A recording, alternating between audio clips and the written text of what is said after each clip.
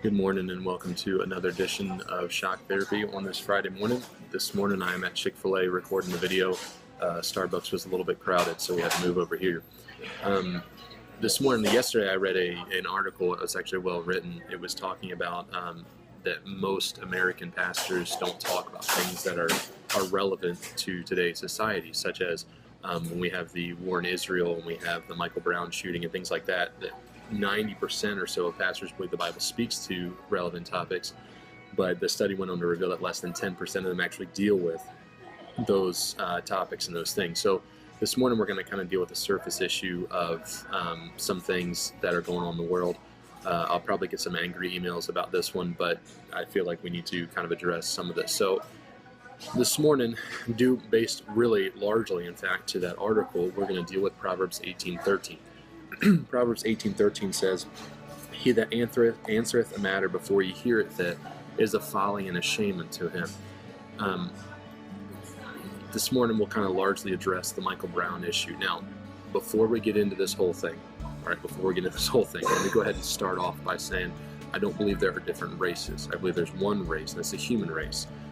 So I am not against, I don't think there's any type of separation there. I don't think you can be prejudiced or anything like that. I think there is prejudice out there, but I don't think you can be biblically, because the race is the human race. However, what happened with the Michael Brown shooting was one story comes out, the man had his hands up, and the entire world explodes with anger at the cops. Now, I am not saying that cops are always right. I'm not saying that they don't use their authority wrongly. I'm not saying any of those things. But what I'm going to refer to is the fact that when that first story came out, all these people reacted, and it was like, man, these cops are terrible. They hate black people. And it was going, whoa, wait a minute. That's one story. And then these other little stories came out about the robbery, the convenience store robbery, and then now the guy had his eye was fractured, the bone was fractured around his eye, and all these other things are starting to come out now. And by the way, I'm not jumping on that bandwagon either. I'm not jumping on to say, oh, the cop was fine, he was good. I'm going to wait until all of the evidence comes out. Why?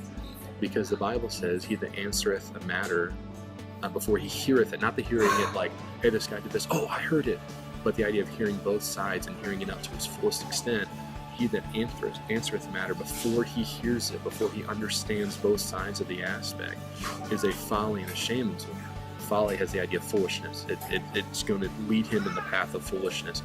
Have you ever spoken on something you didn't really know much about? I remember I was talking, I forget what exactly it was about, but I remember feeling so stupid. I think it was about cars or something, and I did not know what this person was talking about as far as cars were related. And they said, just like this. I went, and I think they caught on to it, because then they said, well, what about this? And I said, and it was one of those things you should have said too. You should have been like, that's not even a part of a car. But I was like, It was foolishness to me. It was a shame, because I didn't hear the matter. I didn't understand the whole thing before I was speaking on it. My encouragement to you is not to go around and start jumping on bandwagons. By the way, if you're in high school and you're in the middle of school and you're hearing these stories about other people, about other friends, that's one-sided. You're going off of one side of the story. For you who are at work and your employees are saying one thing about one person, it's one-sided.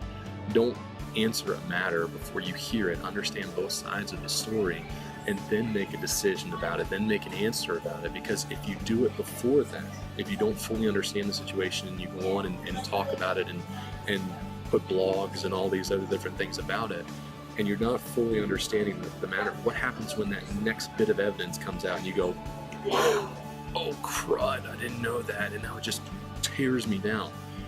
That's when it's a folly and a shame unto him. Shame has the idea of disgrace or any of those ideas with it. So my encouragement this morning is this, with all the relevant, and I'm not going to go into all the deep topics of the Michael Brown shooting.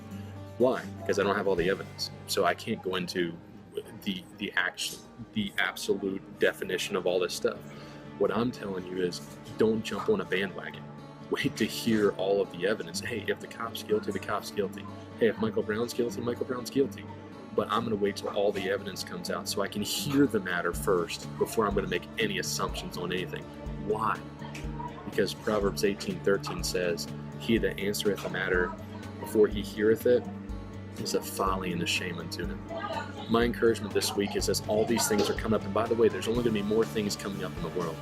As more of these things come up, take time to listen and understand the matter before you go off and start answering it and telling everybody what you think about it.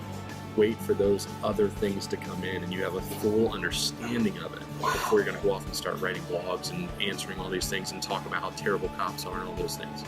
That's my challenge for the week. Love you guys.